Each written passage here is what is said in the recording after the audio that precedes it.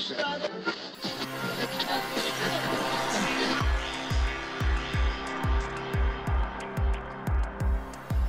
this is Leon Poe, man. You listening to Causeway Street Podcast. What's up, y'all? This is Kenny Anderson. Y'all listen to the Causeway Street Podcast. For all you new listeners out there, I'm your host, Josue Pavone. I'm joined as usual by my two co-hosts. I'm Sean Dutra. What's up? Yeah, like talk Long about walks yourself. on the B. There you go. Joel Pavone. What up? I'm a Pisces.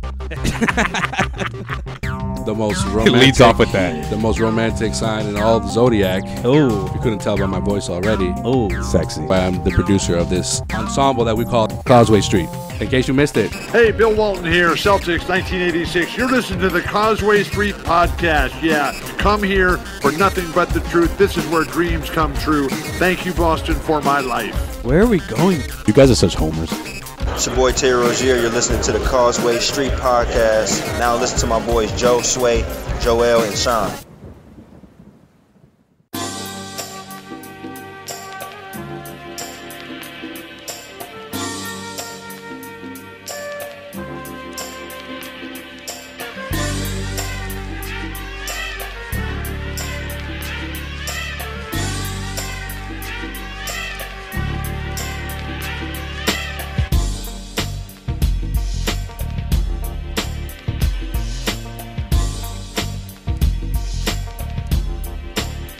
All right, welcome into another episode of the Causeway Street Podcast, where the trade is finally official. Kyrie Irving is a Boston Celtic.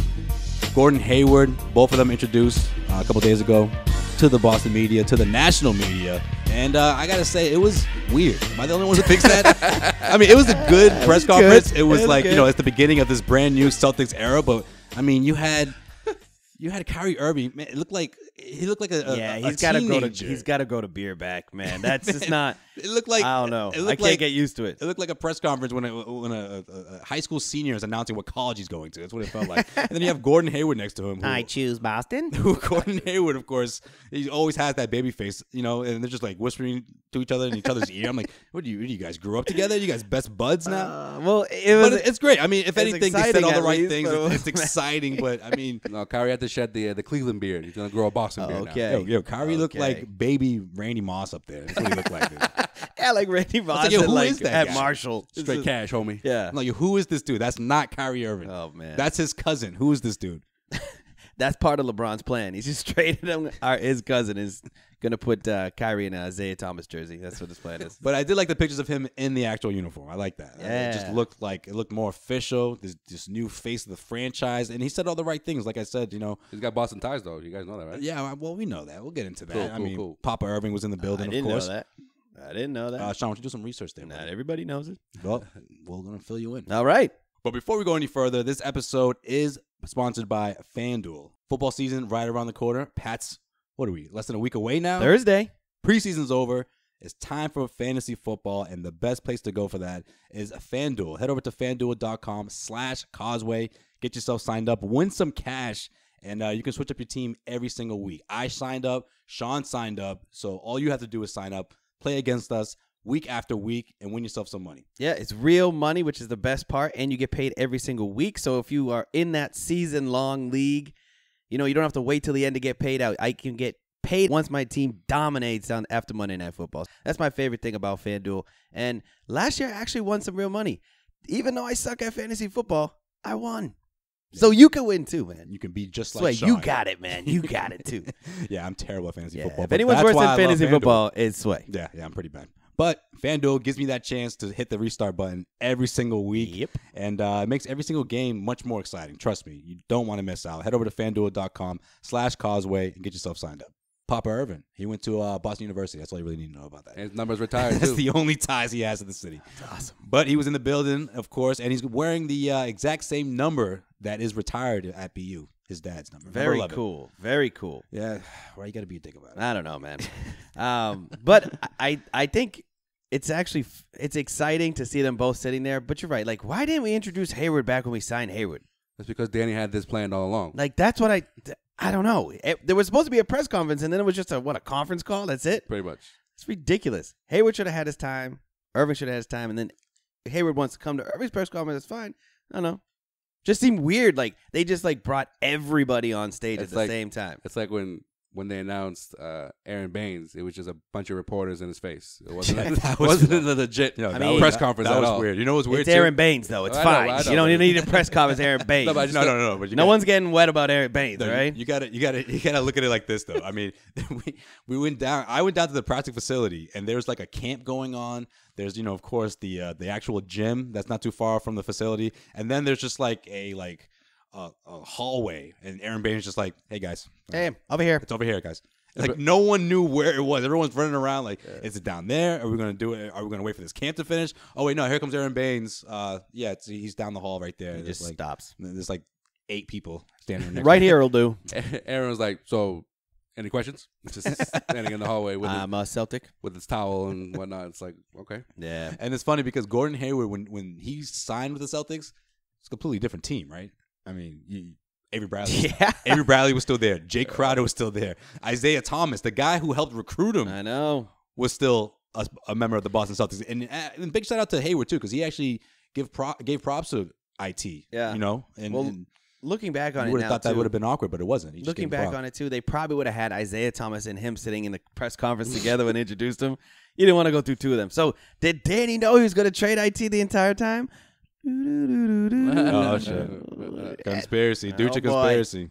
No, it's not a conspiracy. Fuck out of here. But why was it weird? They were like acting very strange. Like I don't know. Yeah, it was okay. This is why I think it was weird. For starters, I mean, I don't think when the Celtics signed Gordon Hayward, I don't think people assumed that he was going to be one of those guys who's like groundbreaking as like Kevin Garnett and Ray Allen, right? I mean, it was a great signing. I want to say it was a bit more exciting than the Hayward signing, the Horford signing, but we were kind of like, all right, we'll see how this team develops with him next to IT.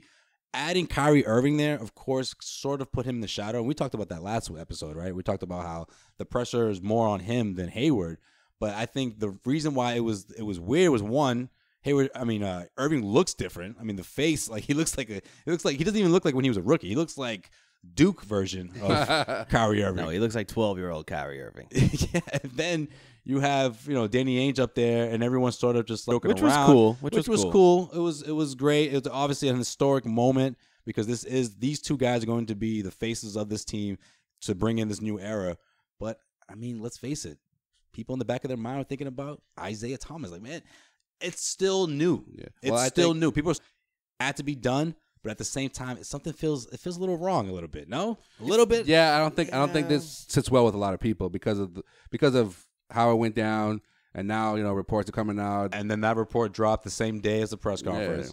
Yeah. And that's crazy. And he's going to be out possibly till the All-Star break. Till the All-Star break. Jesus. And you know what? If I'm IT and you get traded to Cleveland, and then Cleveland brings you through the ringer and says, no, it's not a good enough package. We want something else from the Boston Celtics, and puts him in limbo for 2 weeks or a week, I would say, fuck you. I'm not risking my contract year to help you if you couldn't even if I wasn't good enough to trade Kyrie Irving for. You know what I mean? That's a smack in the face, man. How awkward is that press conference going to be in Cleveland? My guess is they're probably just going to, I don't know. No, they have to have a press conference. They have to. Okay, when is it going to happen? I doubt it. Picture him sitting next to Zizic, and Jay Crowder is just like not even paying attention. Just like no, I mean, think about it. What's going to happen? Jay's had a rough time with everything he's dealing with. IT's probably like, I don't want a press conference. He's going to go sit there, and reporters are just going to drill him about the hip. Yeah.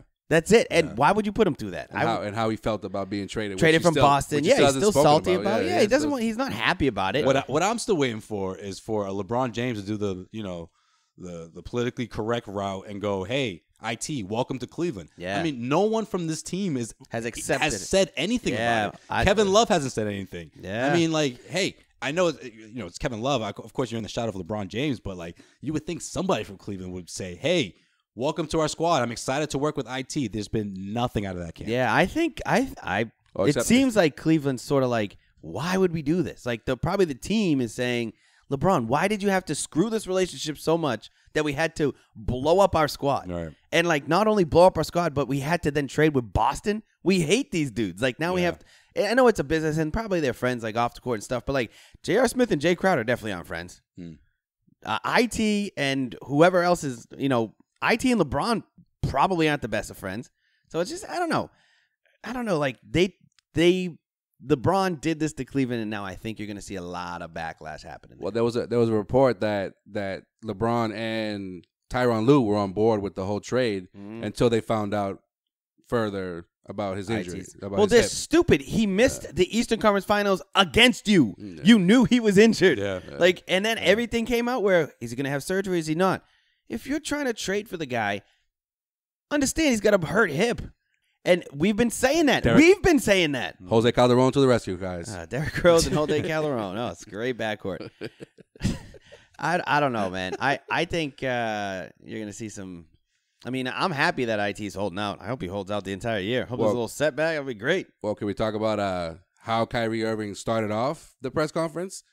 How? Shouting out Isaiah Thomas. Yep. And Jay Crowder. Yeah. Because he's a good dude. Kyrie's a weird but good dude. Like, he's not stupid. Who would have thought that he would be the first one to shout them out as a guy who just played for Cleveland, but members of the Cleveland Cavaliers team haven't said a peep about it. Because he knows the fans out there are like, man, I loved IT and I love Crowder, but I'm Kyrie. And then so he just mends that bridge right then and there. It's a professional thing to do. Yeah, I think he set the tone, saying that like, yo, there is life outside of basketball, right? That no one really talks about when it comes to these situations. It's always like they got personal beef, Kyrie and LeBron, and that's why that didn't work or whatever. And Kyrie was more like, look, he tiptoed around it. He tiptoed around that. Never said. Yeah. He never mentioned demanding a trade. He was just like, I made a decision, and it wasn't basketball related, and I'm here for a fresh start. But before the Kyrie Irving era begins here in Boston, hey, my heart goes out to Jay Crowder and his family because Jay Crowder's mother passing away on the day he got traded. By the way, that's fucked up. I got the quote right here that Joel's alluding to. It was my time to do what was best for me in terms of my intentions, and that's going after something bigger than myself and being in an environment that was conducive to my potential. So I think that's sort of what he meant there. Yeah, it means I want to get the fuck out of Cleveland, dude. I'm tired of being under LeBron's shadow. I need to go to a place where I can, reach my full potential. But he didn't want to say it in that way. And he went on to say that statement is self-explanatory because it's pretty direct in terms of what my talent is. And that's to be happy with a group of individuals that I can grow with. And, of course, so everyone, before they even started asking questions like, oh, what do you mean by that? He goes, that's not a knock on anything that has transpired in my 6 years with Cleveland because that was an unbelievable experience. Me leaving there wasn't about basketball. It was more or less about creating that foundation with me in Cleveland and now taking the next step as a 25-year-old, evolving as a man and being the best basketball player I can be. Hell yeah. This is going to be a wild ride with Kyrie, man. I got a good feeling, dude. I got a great feeling. I mean, just hearing that stuff like. So, if this trade didn't go down, you didn't want to extend Isaiah this summer? If this trade didn't go down, you have to extend Isaiah this summer. Next summer. No, but this summer, though. But if he's out to the All-Star break? If he's out to the All-Star break? No, if he's injured, you can't extend Isaiah this summer. No, but no, you're saying next summer. Next summer. I was actually saying this summer because there was a lot. We argued Kyrie, we argued a lot about that. We'll sign an extension this summer. Oh, I mean, yeah, but I'm talking about Isaiah. Like we got into it a lot this season, talking about like, oh no, Isaiah has to be extended. But this summer, I'm talking about 2017. Yeah, I think before the hip, I would have extended him this summer if he didn't have the hip injury. If Isaiah didn't have the hip injury, first off, who knows what would happen in the Eastern Conference Finals, right? More the same. Second off, you probably wouldn't have traded for Kyrie Irving if you had a healthy Isaiah Thomas, and if you wanted to extend him. I mean, things just work out funny ways, man. They sure do. I just wish that trade. I just wish this trade happened. That's my hot take. Before they got rid of Before they got rid of Avery Bradley, that would have. I think that backcourt would have been fantastic. But now you got Marcus. Marcus is going to step into that role. I have a good feeling about Marcus Smart this year. Well, speaking of Avery Bradley, Danny Ainge actually had a conversation with Comcast New England. And he talked about how he says the projected caps room was the biggest reason why they had to trade Avery Bradley. But what I don't understand is that the difference was about $3 to $4 million of what they were expected. I don't see how you could fit Avery Bradley in there unless he means what? No Baines and no Morris. Yeah, that's what I'm saying. I feel like, but that's. I feel like we're talking about Avery Bradley. What was the? Did he say a price that he wanted to pay for Avery Bradley? He didn't say a price. He just said that $99 million and he was expected it to be 103. Oh yeah. So, yeah. No, it didn't go up. The cap didn't go up as much as people thought So because he said it jumped. That's the reason why they had to trade Bradley. So I'm guessing what he means by that is what they were going to cut Hayward's pay a bit and to make space for him. I don't see how have to wiggle some way out of it. Yeah, I think. Well, he didn't get into detail about it, but he said that was the ultimate. That was ultimately why they had to trade him. No, I get it, but you have into a certain like date or deadline before your roster becomes like official. So I felt like he might have rushed that Avery Bradley thing. Not that I'm saying that we definitely knew that Kyrie was coming to Boston, but I don't know. I felt like that was... No, I mean, you wanted to get Hayward in, though. Because the two biggest things that happened this offseason happened and then didn't happen for a little bit, right? When we signed Hayward, it was like... Well, even before that, the draft trade. I mean, the draft trade, yeah. I mean, you were pissed. It was... You didn't like that at all. No. Well, I'm just saying the way it dragged out, though. When we traded the draft pick and it was just done, right? But Hayward signed, and then I was like, wait, nothing's been completed yet. Like, we had to wait that out. Just announcing we had to that wait he was that out. Sign. Yeah. And then Kyrie gets traded. It's official. Wait, maybe it's not so official. And then Kyrie, and then more. Yeah, right. But what about craziest offseason I can remember? Well, let me throw this in. What about Morris? Right. What about Morris? What if he's convicted? Him and his brother are convicted. All right. Yeah, I mean, I guess you could throw that in there too. I know, but does that trade stay the same? I'm just saying why. All I'm trying to say is why is Kyrie Irving and Gordon Hayward? Why did it happen, and then it didn't happen almost? Like it's sort of offsetting a little bit. Like everything else, Paul George got traded to OKC. It was done. Like Chris Paul went to Houston. That was just done. There was no like weird. Oh, is it going to happen? Is it not going to happen? What's this going on? Like Jimmy to Minnesota. Paul George. All these major moves happened with no flaws in it. Danny Ainge makes 2 major moves, and both of them have like some weird thing about it where, we got to make a trade to fit Gordon under that cap. Now we got to add another second-round pick. Why? That's weird, right? Yeah. Just with Boston? Yeah. I think if he officially signs and you don't trade Avery Bradley, I don't think Hayward's going to be like, his camp or whoever's in charge of the cap is going to be like, wait, hold on. He can't officially sign because, money-wise it doesn't work. I mean, how many of the rookies did he sign just like that, and like in a span of 2 or 3 days? Yeah. And it's funny because now that we're a week away from, or a week removed from the initial trade, now you look at it, after the IT report, now you're looking at it as like, wait a minute. So now it almost looks like IT is like the frosting on the cake, right? Because now it's like, well, maybe the Cleveland Cavaliers, what drew them to actually make this deal happen was the Brooklyn pick, obviously, because they don't know what's going to happen with LeBron next year. Yeah. And you have someone in Jay Crowder who can, a lockdown defender who can help you right away. You have someone that can guard Kevin Durant who can, be that guy to give you valuable minutes while LeBron James is on the bench resting. Well, I think and the the Celtics have an extra roster spot now. And you got a project. You got Ante Zizic, Wait, he's a project. I wish people could see Sean's face right now. He's a project. Hey, got Zizic, yeah. Hey, no, Zizic was nothing but contract fodder. But if LeBron leaves... Oh, you're going to build around Zizic, dude? That's what you're trying to say? No, I'm saying all of a sudden... Get out of here with Zizic. All of a sudden... Trade Aaron Baines for Zizic, man. All of a sudden... Make nothing happen. If LeBron leaves, all of a sudden they're like, hey, let's wait a couple of years, see what happens with this guy. See what happens with Zizic. Maybe he's the next... Dragon Bender? No, I don't know. Ilgauskas? Yeah, Zydrunas. And we didn't even mention it. Now you got a 2020 second round pick to sweeten up the deal that completed this whole thing. All that for fucking that, like all this first back and forth bullshit. 2020. It was so big that we didn't even mention it. What are we, 15 minutes into this podcast? We haven't even brought it up. It was dumb. That hostage situation where Cleveland tried to like be tough and be like, no, we're not doing this deal. Oh, we got Milwaukee on the phone. Oh, right yeah, now. yeah. Oh no, you want Kyrie to come back there. You think Kyrie's gonna play back there? So we want Jason and we want Jalen. Get the fuck out of here. And one of those other first round picks that you have for the in between now and the next 3-4 seasons. And what about Milwaukee too? If you're in the Milwaukee Bucks, you're not gonna throw in a first round pick for Kyrie Irving? Yeah. Oh, but what was Milwaukee even offering? So the report, Brogdon, out of ESPN, Middleton, was Brogdon, Middleton, and that was it. That's it.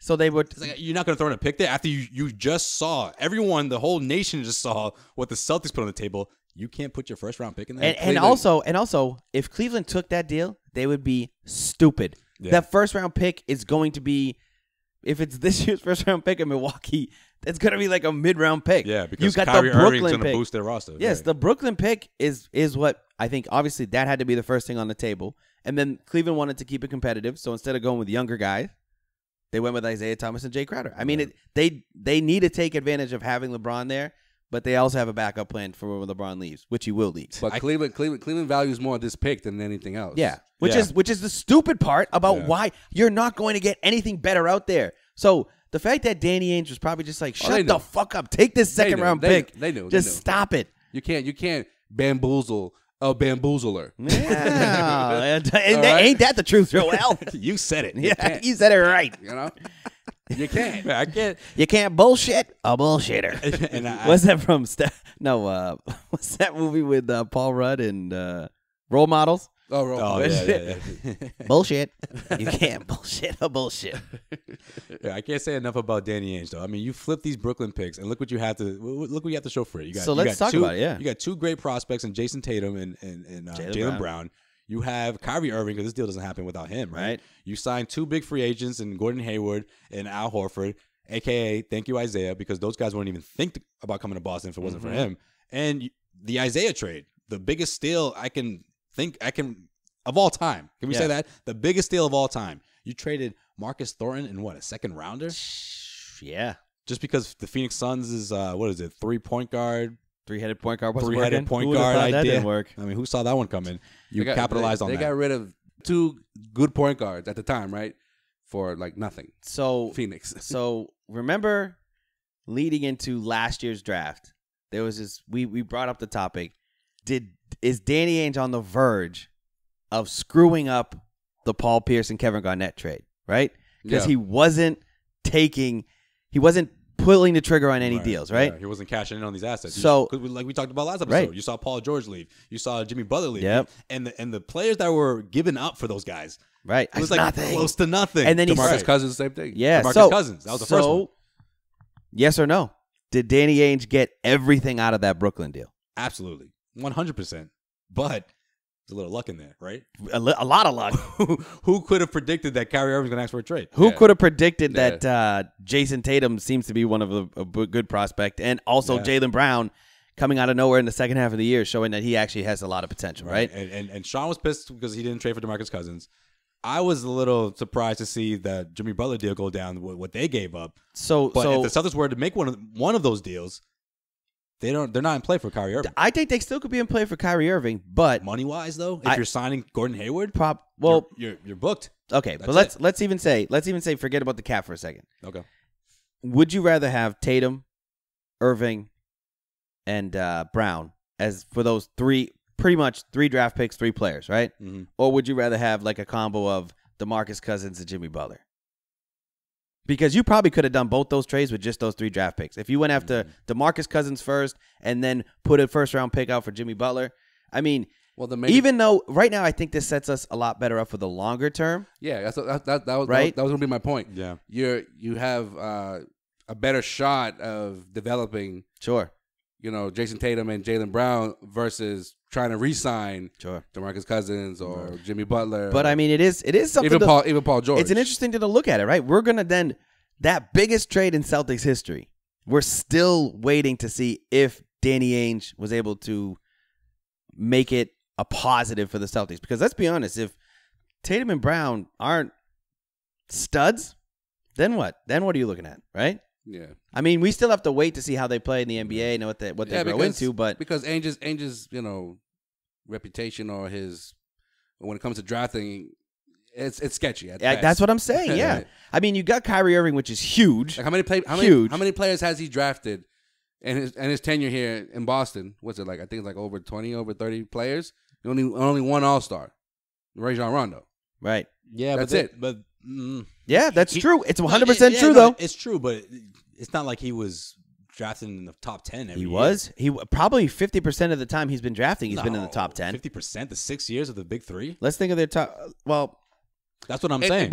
Okay. Prior to that, though. All right. So even if they weren't drafted in the top 10, but there's players that they let slip. They picked Fab Melo. God rest his soul over Jimmy Butler. over Jimmy Butler. For a second, I was like, why are you saying? Why are you saying? Oh, he died. Yeah, he died. R.I.P. Fab. You know what I mean? That's all I'm saying. There's a lot of misses. You missed on. There's a lot of misses. Juwan Johnson, Kelly Olynyk, over like Andre Jordan.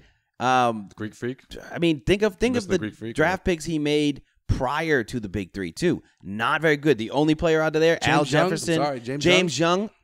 Yeah, RJ, right? I mean, these and you know what? It's not that you're right. Some of it was draft, where he was drafting, but at the same time, the fact that he's had so many draft picks and he's been the longest tenured. He can trade, he can't draft. So that was like one of my things that I was a little bit worried about with the 3 draft picks. And I still go back to it. Like, even though Jaylen Brown seems like he's making those strides, right? Even though Tatum looked really good in the offseason in the Summer League, you still have to. You're telling me that Danny Ainge hasn't drafted an all-star other than Rajon Rondo, and now we just drafted 2 back-to-back all-stars, which I think we're all sort of putting our money in that hat, right? They're getting thrown into the deep end this season. And that's it. They're there. It's sink or swim. They're there. So, but I mean, Danny has done other things, which obviously the Hayward thing couldn't happen if they didn't make that trade. Was start tanking and building up. Horford wouldn't have been here if they didn't build it up. So he's done a good job. But in this trade, the Paul Pierce, Kevin Garnett trade, in like a box, yeah, just this trade only. We're trusting a lot on Danny Ainge's draft ability. I mean, Kyrie Irving, or flipping those assets. I mean, truthfully, though, like you'd probably trade Paul Pierce and Kevin Garnett for Kyrie Irving straight up, no problem. But the fact that he got the 3 first-round draft picks unprotected, like that's like going to the casino with like $1 million and just being like, hey, let me try to win some money and putting it all on red just to see if I'm going to draft the guy. Ainge was asked about the first-round pick that went to Cleveland. He's like, do we just think that a player like Kyrie Irving is worth that? Yeah. No, and I think it is. Also, it could be the number 1 pick in the draft. I don't know. I mean, at least top 3. Top 3, right? Whatever. But I don't trust Danny Ainge. I get drafting. You. I still don't trust Danny Ainge. For some people, a lot goes into these assets in terms of draft picks, right? Mm-hmm. They're just like, just draft. Right. But how many players has he drafted already that we still haven't seen play? You could have traded Jaylen Brown easily for DeMarcus Cousins, and you could have a squad of DeMarcus Cousins and Kyrie Irving and Gordon Hayward right now on the team, and Al Horford. You could easily have that right now. Yeah, but then I know earlier you said without thinking about contracts, but now. But you could squeeze Cousins for this year. Cousins for this year, you're good. But after that, though, no, that would be a run for this year. I'm just saying, or like last year, Cousins on the team with Isaiah Thomas. I mean, that would have been. He was very hesitant, and he trusted his drafting, which is weird for me because there's not a lot to go on that. Like Marcus Smart being the 6th overall pick, yeah, he's a good role player, but.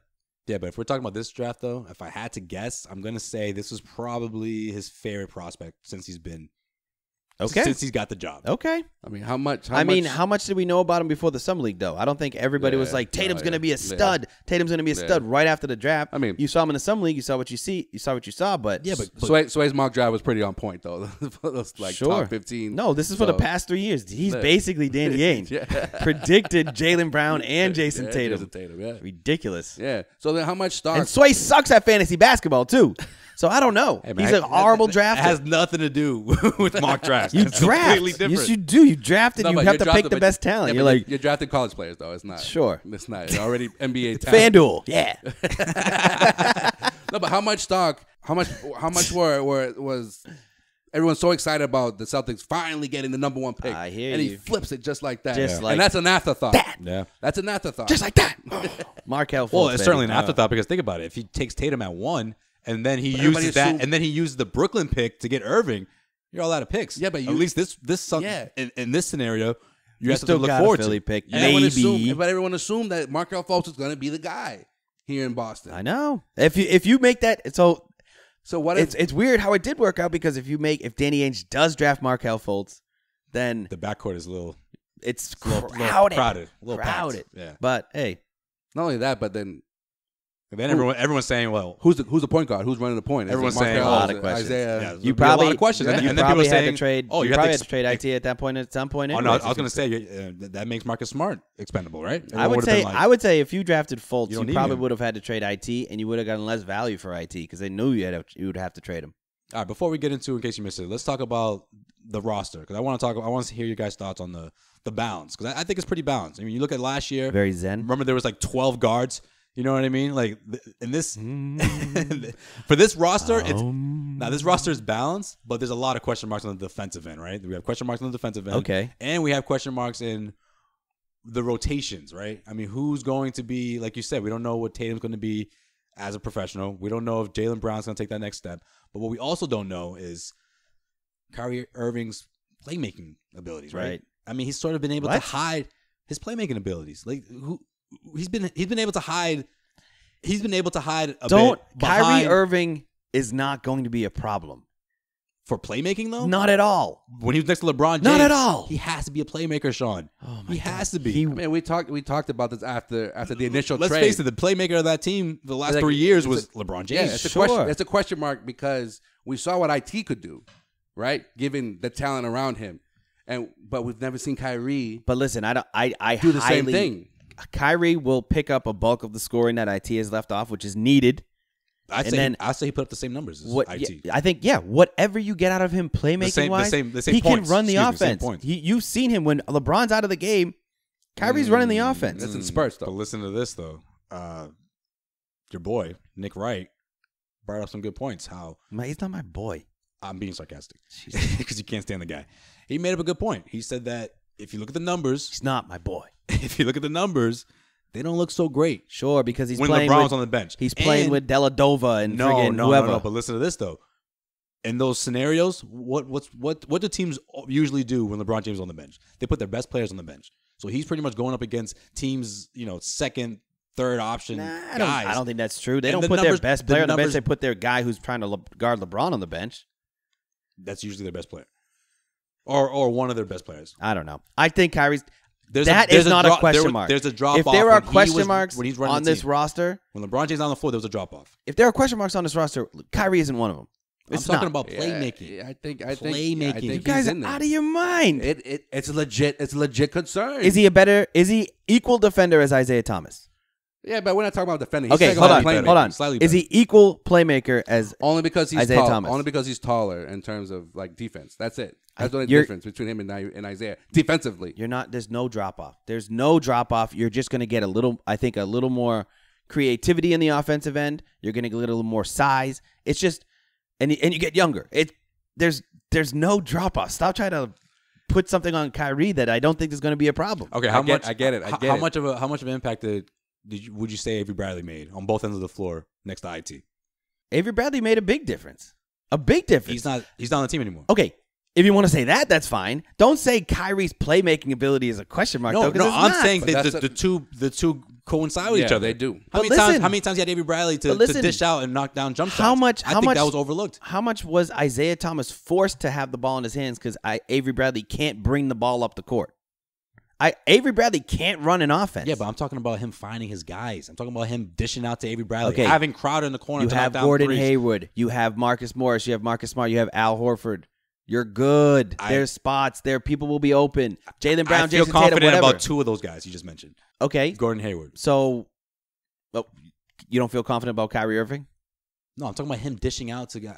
What are you talking about? I'm talking about him having the ball and having options. So you think Hayward. You think this team has an offensive problem then? No. I'm talking about Avery Bradley playmaking. I'm talking about turnovers because obviously we're not going to see a great defensive team, at least out of the gate. So if there's a lot of turnovers and there's someone who in Kyrie Irving who's never been in this position before, who struggles at point guard all his life though. He's been a point guard all his life. Yeah, but how many times has he been successful as a point guard minus someone like LeBron James on his squad? That's what he's trying to say. I'm just saying out of the gate we may see. It's going to take a while for these guys to mesh. I get what you're saying. Like how many times has he been successful as the man? Hold on. I get what you're saying. Running a team. You can't look at his pre-LeBron years because everybody around him on that team was terrible. Sucked. No, I agree. Okay, I agree. right. That's so why. Hold on. That's why I haven't brought up those numbers. Now you had LeBron, right? So LeBron was there and he was second fiddle. But now you put him on a team that does not suck. He's still the man, but there's plenty of talent around him. Yeah, but where's that LeBron production coming in on this end on the Celtics team? It doesn't matter. You don't need a LeBron production. You got Gordon Hayward, who will put up not LeBron numbers, 20, but comparable. 20. You're going to get production from him. Okay. Right? I think, truthfully, we're barking down the wrong tree here. Barking up the wrong tree. I think that's what you say. Unless you're on top of the tree. Depends on where you are at the tree. All right, You're right. cool. Great point. I think the question mark, to go with what you're saying, the veterans on this team I think will be fine. It's the rookies and what impact you got to rely on the rookies. So Jaylen Brown and Jason Tatum. Well, yeah, of course. That goes without saying. But that's where what I'm saying is that I think we're overlooking that Kyrie's never been in this position before. All right, and I guess you know what? And because of the talent surrounding him, let's face it. Even though there's some veterans other than Al Horford, who else has been like deep into the playoffs? Who else has been on a 50-win team? Gordon Hayward. They didn't win 50 wins. Did they win 50? It was like 48, 49, it was 50. close. Yeah, they were the 5th seed in the stacked Western Conference. I mean, that was a pretty good season for him last year. All right, And I think he showed last year that he can take over a game when he needs to. Not every single night, but when he's asked to, he can take over the game in big spots in the playoffs. So I don't know. I think we can wait and see on Kyrie Irving because both of your points. Yes, we've seen him with the best player in the NBA, and we've seen him with the worst players in the NBA. The worst He's team. never had a team that was built around him with talent surrounding him. Like just him. We have to wait and see how he responds. We can't predict it. There's no track record you can go off that's comparable. Just his backcourt running mates have changed almost like every single year he's been in the league. From Dion Waiters to Jared Jack. Remember that? Remember there was a time when the debate was, well, you got the Splash Brothers out west. Well, what about the East? Who's the best backcourt in the East? Oh, well, Dion Waiters and Kyrie Irving. That lasted, a month? Before LeBron was like, yeah, this guy's got to go. A day. You know what I'm saying? This guy, we don't need him. He's got to go. To add to my point. So, Jared Jack.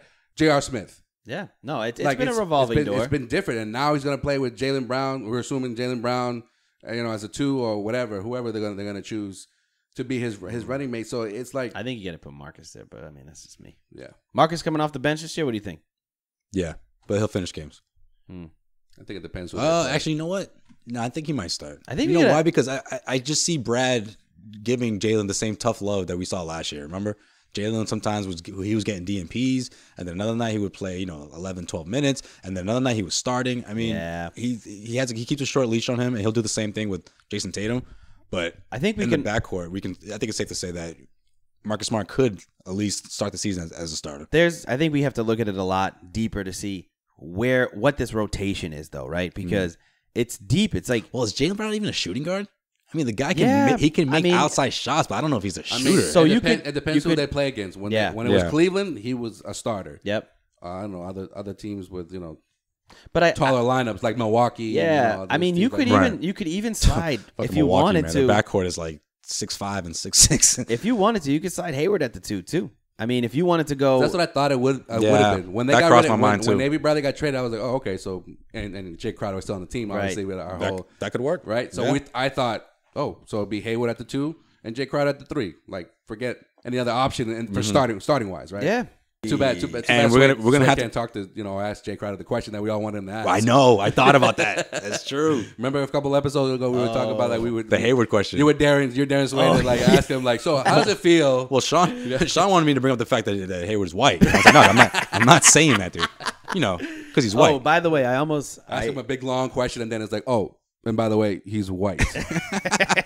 I'm telling you, man. Week after week, it's going to be interesting to see. Like Joel said, every team is different, and seeing the combination that's going to work best. Oh, when Hayward missed the final shot, and then they talked to Jay. So Jay, what do you think?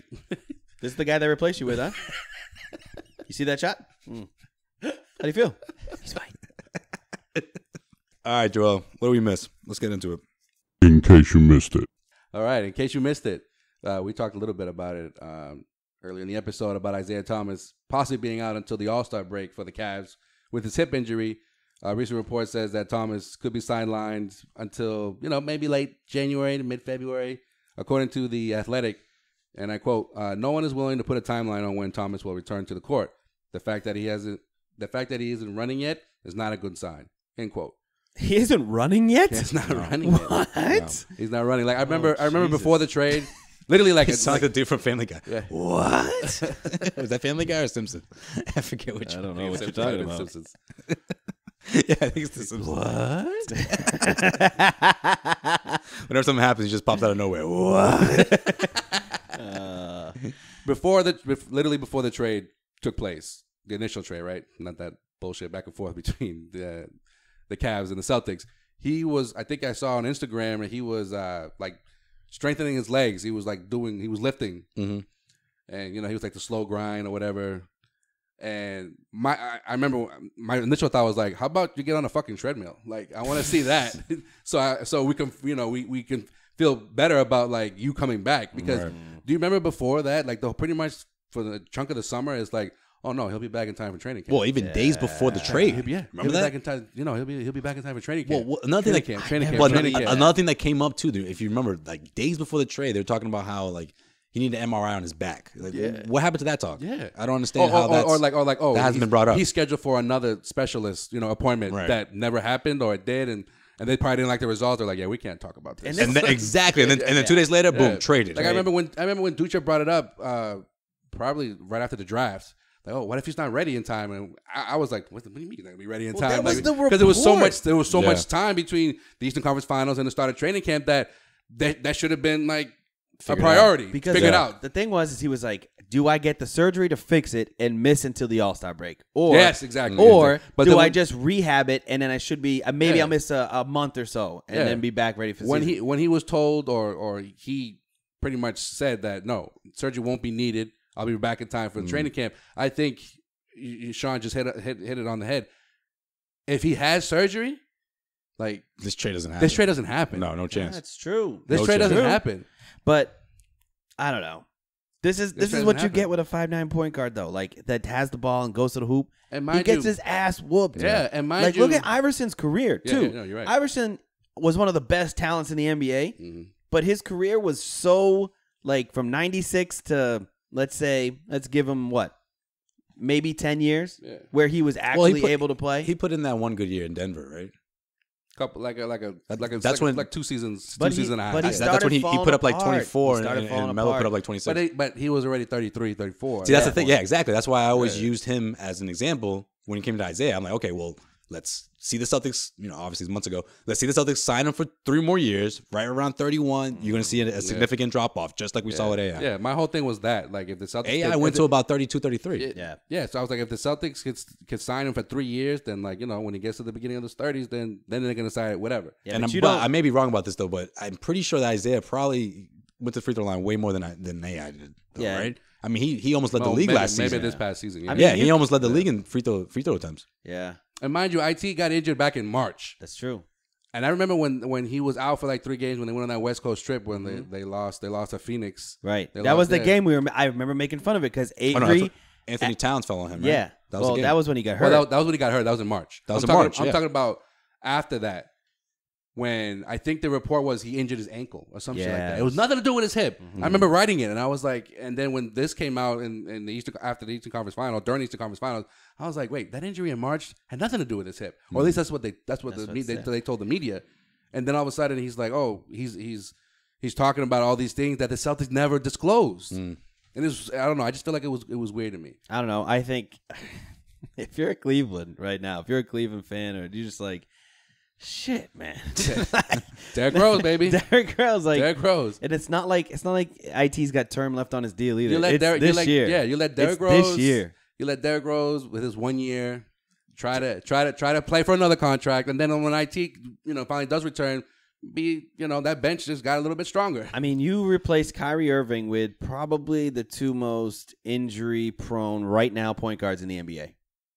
With that. Like you have a duct tape together Derrick Rose Isaiah Thomas with a hip that it's like the mystery hip that some people think it's fine. Yeah, no. And he's like, well, I might be out the whole year. I don't know. And he's coming off of a career year, like one of the historically best scoring seasons in Celtics history. Cleveland will be all right, though. Cleveland will be all right. No, but if Isaiah is out for that long, then I agree with the injury prone thing because he's never been. The question marks. I mean, Derrick Rose right now could be perfectly healthy before he drinks his cup of coffee and trips over his dog and then breaks his friggin' arm on the floor just doesn't show up for a day. It doesn't show up. He disappears. No one knows where the fuck he's at. He just turns his phone off. I'm just saying, you traded one of the most consistent. It's like a Y ball player. One of the most consistent. Is he coming or not? It's like that annoying Y ball teammate who's like the best player, but he just comes when he feels like. And then like you're down 14 to like 2, and then he strolls in the gym. Like, I got it, guys. So what's up, guys? Yo, I thought the game was at 6. My fault, guys. It's like 5:30, bro. 5:30. We said 100 times. No, but hurry up and stretch and get in here. Cleveland going from one of the most consistent point guards and the most talented point guard in the NBA to a combo of Derrick Rose and Isaiah Thomas running the point, where right now, but in the grand scheme of things, that's not too bad. Right now, it's not looking that good. It could be a lot worse. They went from no question marks to a lot of question marks. Those questions could be answered positively, or Derrick Rose could tear his knee and his leg could fall off. If Derrick Rose's leg fell off in an NBA game, I wouldn't be surprised. But he's coming off the best season in 5 years, though, right? Yeah. In New York. Derrick Rose, yeah. He played over 60 games. You're falling into this trap, too. He averaged 18 He played points. over 60 games. When's the last time he did that? MVP over season? 60 games. Well, it's the Knicks, Sean. It's So the obviously Knicks. towards the end, they shut him down. Like, Not what's the only point that, of not only playing? that. How many times he was like, I just don't feel like playing today. I know. Well, it would have been. Seriously. The annoying Y-ball player. Yeah. Yeah, exactly. I The just annoying don't Y-ball feel like- teammate. He just walked into Madison Square Garden and was just like, not today. my elbow hurts, guys. Oh, all right. Let the trainer check it out, and you'll be a game time decision. Yeah. Not gonna play.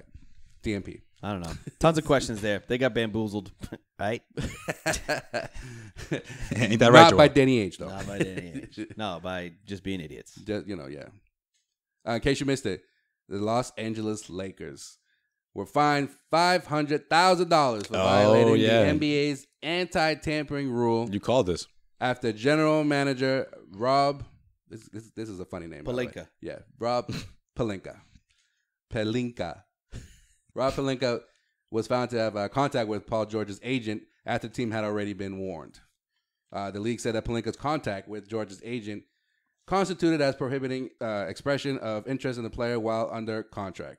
It was inappropriate. This is bullshit. Well, that was my next question. This How is many, bullshit. how many Bullshit. times have other teams and other players have done the same thing, but like they don't get punished for it? Nope. That's not what I'm saying. I'm Okay. saying the opposite All right. way. What's the opposite It's way? bullshit. Are you kidding me? If I'm an NBA GM that wants a free agent and knows he's under contract, the only thing that's holding me back is a $500,000 fine. That's nothing. I would do that I'll be like, if I want LeBron James, I'm going to go talk to him and really work on him, get in line first. And I have to pay a fine of $500,000. They should be losing draft picks. They should be friggin' suspending people. They should be fired. That's ridiculous. He's probably calling up his colleagues like, so you want to go half on this? Yeah, I got you, man. Yo, so when the initial report came out that the Lakers were under investigation, when it came to punishment, Right. was up to $5 million in fines. It should be. People are going to be suspended, whoever was involved in terms of general managers or Yep. whatever the case, and Loss of draft pick. no, it wasn't loss of draft pick. That's It what it was should be. that's not the NFL. Yeah, but remember that time the NBA? No, but they weren't did going something to be similar to able to Danny. pursue Paul George if he became a free agent. Well, the NBA can't let that happen now. If Paul George gets signed by the Lakers, then guess what? You're going to have to deal out Now you set precedent. Now you have to deal out $500,000 all the time because people are just going to be like, it worked. They tampered and it worked. And then they signed the guy they wanted and they lost $500,000 in fines. That's nothing to an NBA franchise if they get the guy that's going to change their franchise. Yeah, but going back to what I was saying before about teams and players that have done this in the past, but because this time and then nothing's ever happened to them, right? Because this time around it was the Lakers, they were like, oh, it's the fucking Lakers. We're gonna make an example out of the Lakers, but this is a horrible way to make an example. Horrible of the way Lakers. to make an example. If you're gonna make an example, make a goddamn example. Making examples that don't want, so everyone goes shit. I can't do that. I don't We want need to to think twice. Or keep our announce it. tampering. Yeah, keep our tampering under wraps. Yeah, don't call nobody out if you're not gonna do shit. Yeah, but about remember it. what happened to Danny when he talked to Kevin Durant's mother? Remember that before he came into the league? Yeah. No, that was fine though because it wasn't got tampering, fined. but he wasn't signed.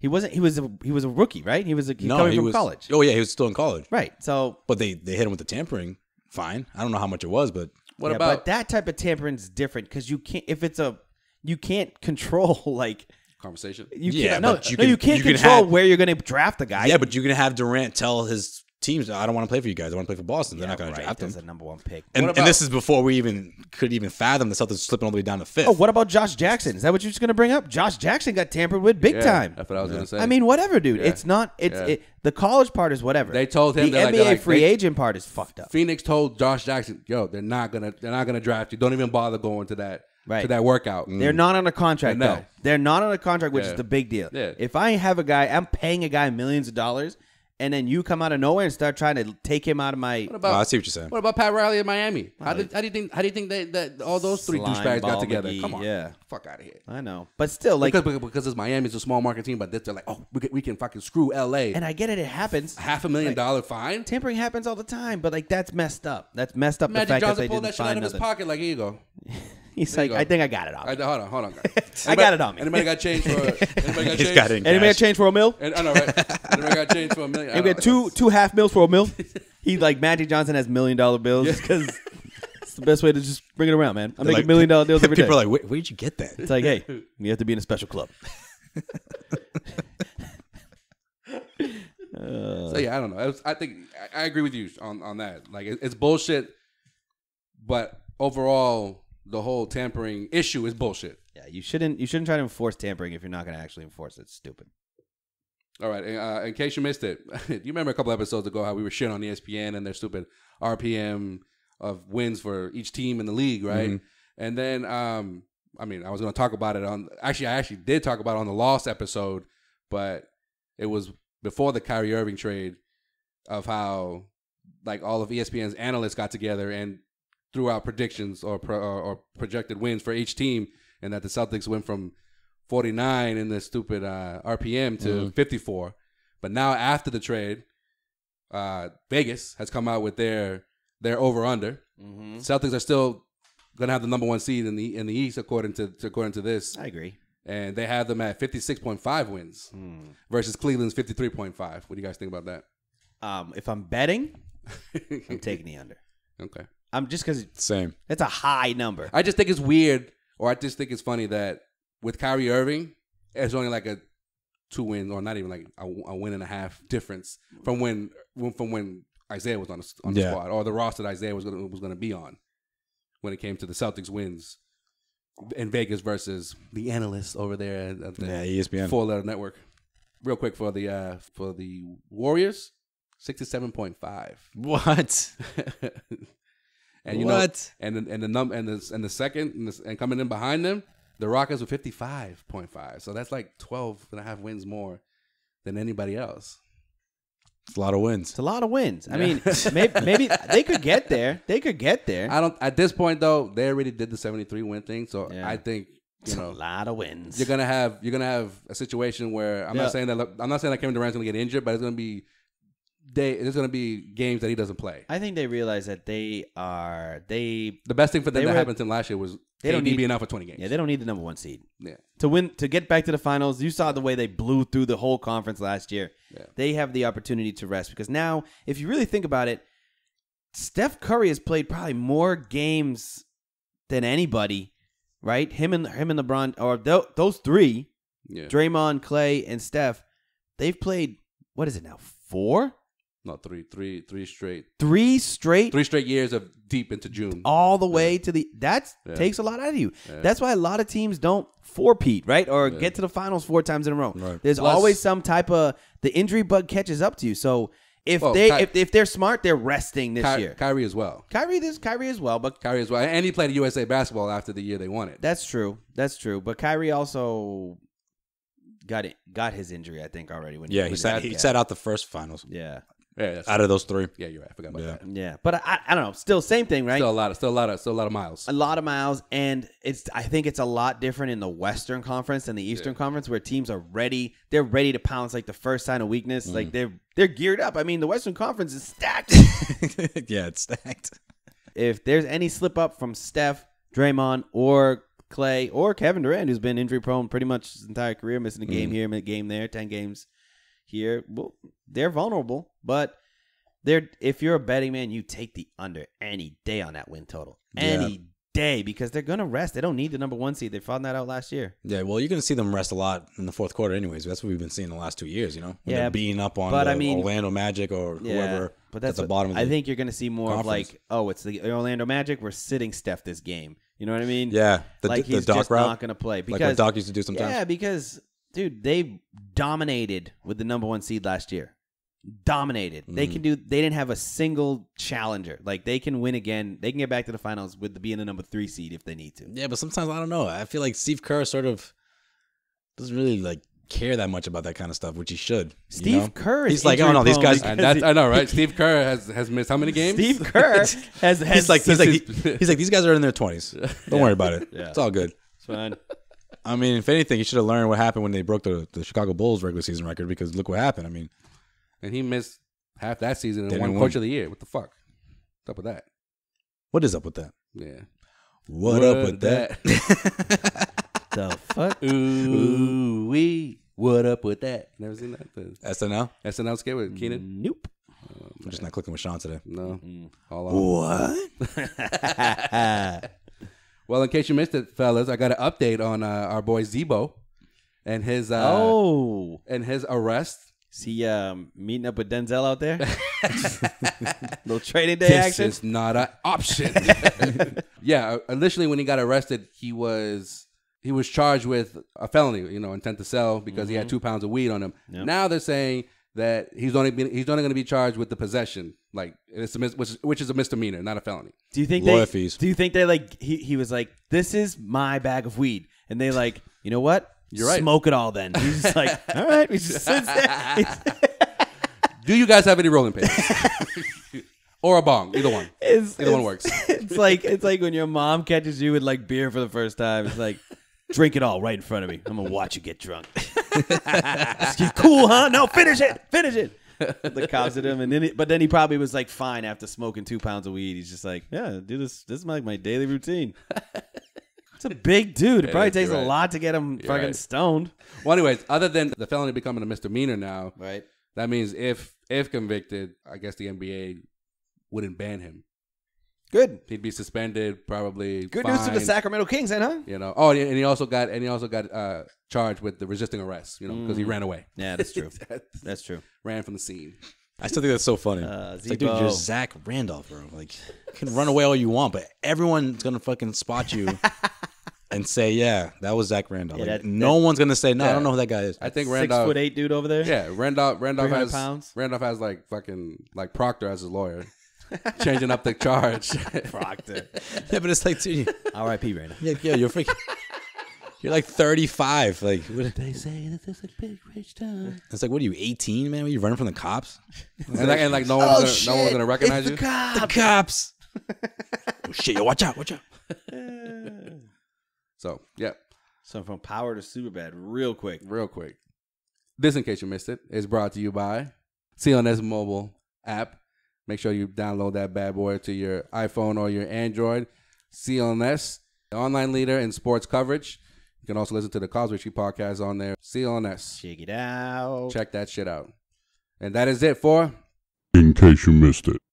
All right, good stuff. Yeah, make sure you hit up our website, causewaystreetblog.com, for all your Celtics offseason moves and rumors and opinions and all that good stuff. A lot training of camp is right around the corner. Yeah, we got a lot of stuff from obviously the press conference. Training camp's around the corner, and media day's around the corner, so that's always a fun time. A lot of quotes, a lot of articles, a lot of content. So you're gonna check that out, of course, at causewaystreetblog.com. Oh, and check out our lost episode if you haven't heard it, because there was some good stuff. It is. There's some good stuff. It's pretty good. Yeah. I mean, Zach was on point with a lot of. I know how crazy was that? It's like literally like less than 40 hours before the actual initial trade of Isaiah. Yeah, it really for Kyrie sucks. Irving. You would have thought that episode was recorded like the same day as the trade, the way we're talking about Kyrie Irving. Yeah. So intuition. We just know what we're doing over here. That's we're fucking right all the time, man. And if you want to see more of our intuition, hit us up on all social media platforms. Twitter. Especially Twitter. Yes, of course. So, Media Day should be interesting this year. Hell yeah. Get a drop from Aaron Baines, man. Yeah, there you go. Oh, you know what? If you're feeling really froggy and you want to make a good leap, talk to Kyrie, man. Get that, new in town. Hey, let's get off the role-playing center. Yeah, you want to talk to one of the best podcasts in Boston. Wait a minute. You guys do remember that I did get Terry Rozier because I knew he was going to be around for at least 4 years, right? Yeah, you're right. Yeah. That's a good one. I love that one. So if I would have got anybody else, they're all gone. So Marcus Smart. Marcus Smart. Let's get Marcus Smart. I guess I could have got Smart. Outside of Bill Walton, we get that. The Terry Rozier is our best drop. Shout out to Stu. Kenny. I'm still mad at him for not going for a draft. Kenny had a shout out on Twitter. It was over the phone though. Oh yeah. Yeah. Well, Kenny had a good shout out for Kyrie. Leon Poe. You guys are hating on Leon Poe. No, Leon's good. Celtics legend. He's not even there Leon anymore, Poe. right? Oh, he is. You took him out. Is he still in the job? No, he's still. Ah, That's shit. fucked up. Sorry, Leon. It's always good. We'll have to update that. Causeway Street Podcast. Oh, I know. I love how you said that. I'm like, yo, how do you know that we're not just like making fun of you all the time? All right. It's always good. It's always good. Oh man. I'm like the first time Your I heard boy, it. Leon Poe. The first time I heard it, I was like, "Is this Perkins?" Like, Little does he know that we use that as a drop. I mean, what else? What other? No one else uses Leon Poe as a drop. Well, it's like it's like Bill Walton too. When bigging us up, like he's never listened to our podcast. Come in and listen to the truth. Boston, you're my life. Boston. I owe you my life. I fucking love you. All right, let's get out of here. All right. Because of you guys, I'm in the Hall of Fame. All right, later. All right, later. Until next time.